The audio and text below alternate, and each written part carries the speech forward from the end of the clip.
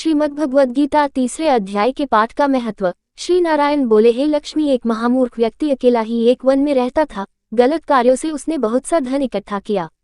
किसी कारण से वह सब धन जाता रहा। अब वह व्यक्ति बहुत चिंतित रहने लगा। किसी से पूछता कि ऐसा उपाय बताओ जिससे पृथ्वी में गड़ा धन मुझे मिले। किसी से पूछता कोई उपाय बताओ जिसे लगाने से पृथ्वी में गड़ा धन दिखने लगे। तब किसी ने कहा मांस मंदिरा खाया प्याकर। तक वह खोटा कर्म करने लगा, चोरी करने लगा। एक दिन धन की लालसा कर चोरी करने गया। मार्ग में चोरों ने उसे मार दिया। तदनंतर उसने प्रेत की योनि पाए। उस प्रेत योनि में उसे बड़ा दुख हुआ। एक वट वृक्ष पर 7 दिन चिल्लाया करता कि कोई ऐसा भी है जो मुझे इस अधम देह से छुड़ावे। कुछ समय बाद उसकी पत्नी जो गर्भवती थी उसने एक पुत्र को जन्म दिया।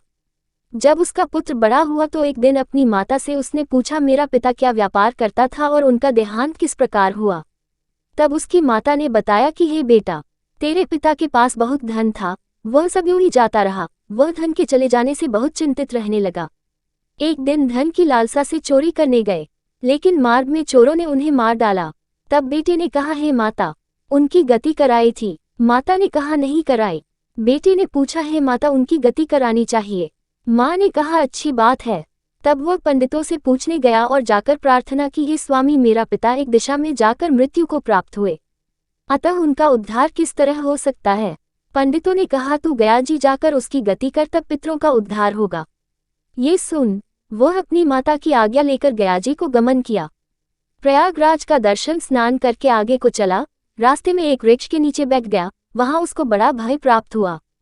ये वही वृक्ष था जहां उसका पिता प्रेत योनि प्राप्त हुआ था। उसी जगह चोरों ने उसको मारा था। तब उस बालक ने अपना गुरु मंत्र पढ़ा। उसका एक और नियम था, वह एक अध्याय श्री गीताजी का पाठ नित्य किया करता था। उस दिन उसने श्री गीताजी के तीसरे अध्याय का पाठ उस वृक्ष के नीचे बैठकर किया, जिसे उसके पिता ने प्रेत की योनि में सुना तो सुनते ही उसकी प्रेत योनि छूट गई और उसका शरीर देवताओं के समान हो गया। स्वर्ग से विमान आए और वह विमान पर चढ़कर पुत्र के सामने आया और आशीर्वाद देकर कहा, हे पुत्र, मैं तेरा पिता हूँ जो मरकर प्रेत हुआ था। तेरे इस पाठ करने से मुझे देवताओं के समान शरीर मिला है।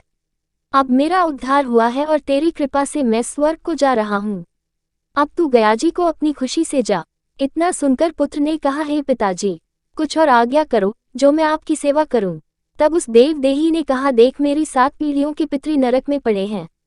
अब तू श्री गीता जी के तीसरे अध्याय का पाठ करके उनको भी इस दुख से मुक्ति प्रदान कर।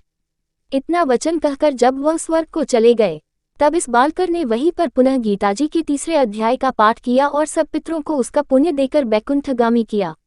जो प्राणी श्री गीताजी का पाठ करता है या सुनता है, उसका फल कहाँ तक कहने में नहीं आ सकता।